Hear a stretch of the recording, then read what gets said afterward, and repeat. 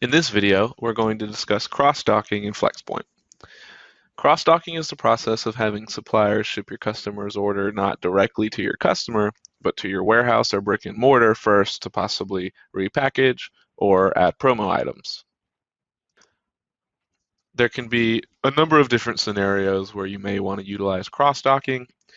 Maybe a supplier doesn't ship directly to end customers, certain brands, or maybe they're not allowed to drop ship to an end customer.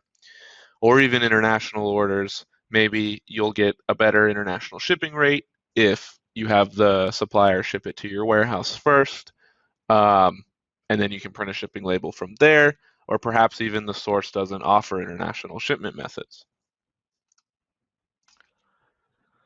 In order to access the cross-docking functionality, you'll want to navigate to your Orders tab, and then you can click up top here, Crosstalk POs. One caveat is in order to create new Crosstalk POs, you do need to have orders within Flxpoint that have a PO generated that are in an unprocessed state. So I have these particular 3 orders here for our example.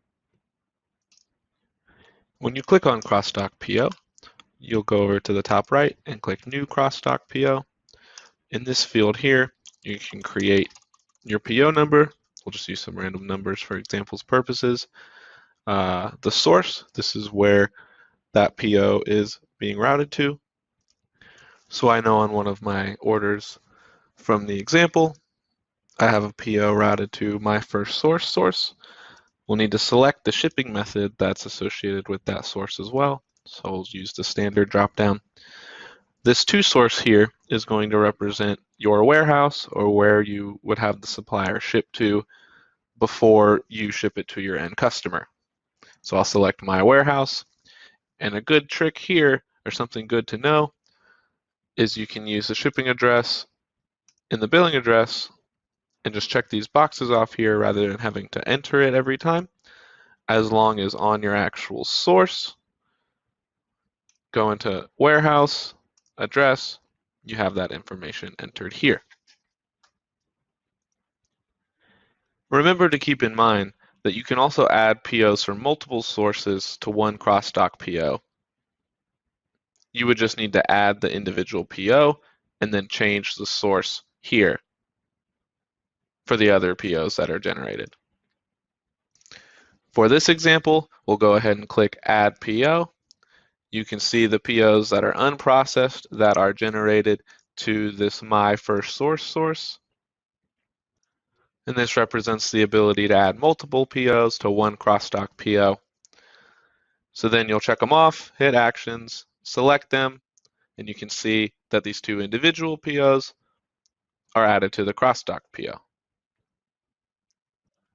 As soon as you go down to the bottom and hit Save and Generate PO.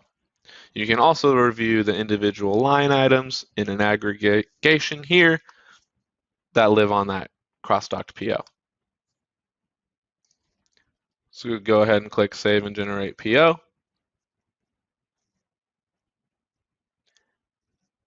Wait for this to update.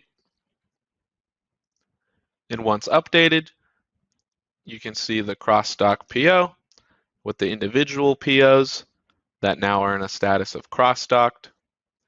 If you are to go back to the main order screen, you can now see these 2 individual orders with the POs also in that cross-docked status. Once you're back on the cross-docked PO screen, the last step is to scroll down to the bottom here, hit Actions, and then Process. Once that processes, you will see the status here, and then on the next Send PO job for whatever source, for this example, the My First source, that will send this PO.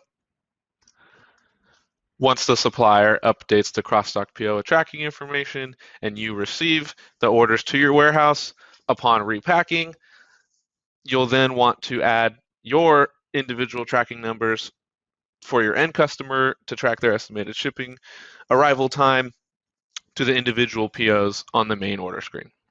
Thanks for watching this video on cross-docking, and please reach out to our support team if you need any other assistance.